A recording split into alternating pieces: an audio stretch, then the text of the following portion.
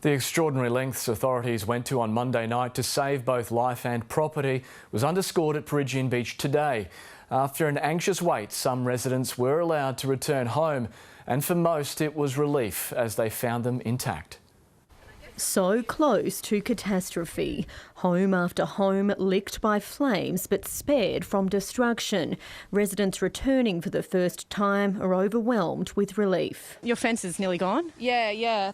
It looks like we had some bamboo here which unfortunately set light to our neighbour's deck. I'm extremely emotional, to come home and see my house like this. Fences, gardens and verandas can be quickly replaced, but the stress and memories of the firestorm will linger much longer. By the time I backed out the driveway, just a wall of embers and smoke and everything, and wind just came barrelling down the street.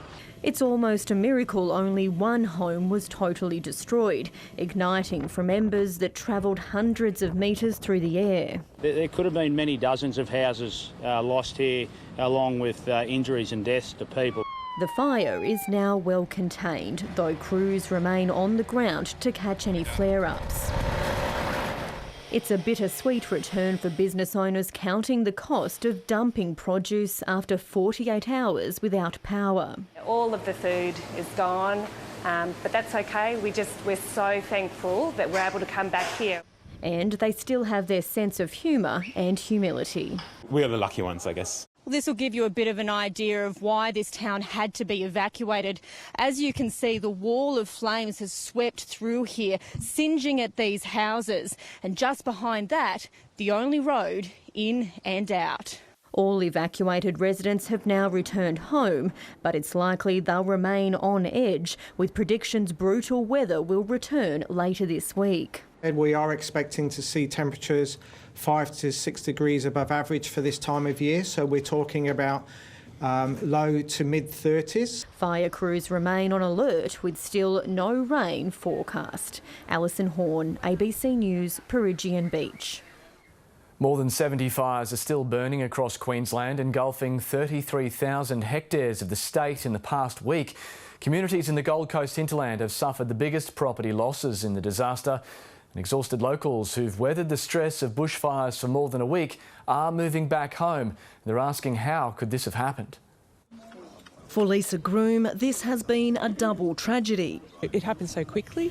She fled her Timbarra drive home at Beachmont at the height of the emergency. While it's still standing, her neighbours aren't so lucky. In my street, we've lost 11 houses, I think, and some of those people are not going to be able to come back for a while, or maybe never. She's the granddaughter of the original founders of historic Binnaburra Lodge, now in ruins. Little remaining, but memories. And like many others, she's questioning how and why.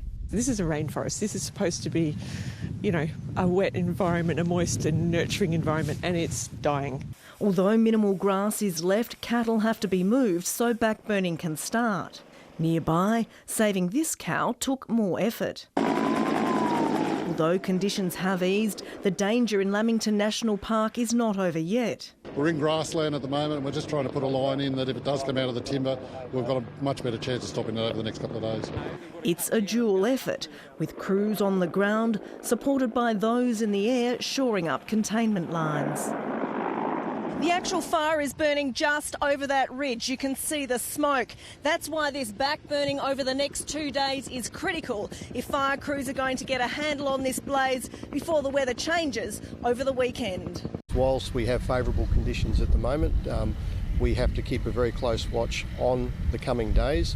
David Higgins was evacuated Monday night. He's now back home to his nursery. Heat and wind are the worst things for us. We also haven't had rain since March. That's the biggest things. The reality is the next few weeks and the next few months will be where people will hit different moments, and we need to make sure we're still standing beside them. It's still raw for many. This footage taken as the 100 guests and staff were evacuated from O'Reilly's rainforest retreat. A 50-car convoy escorted by police. The road is now open, but business has been hit hard.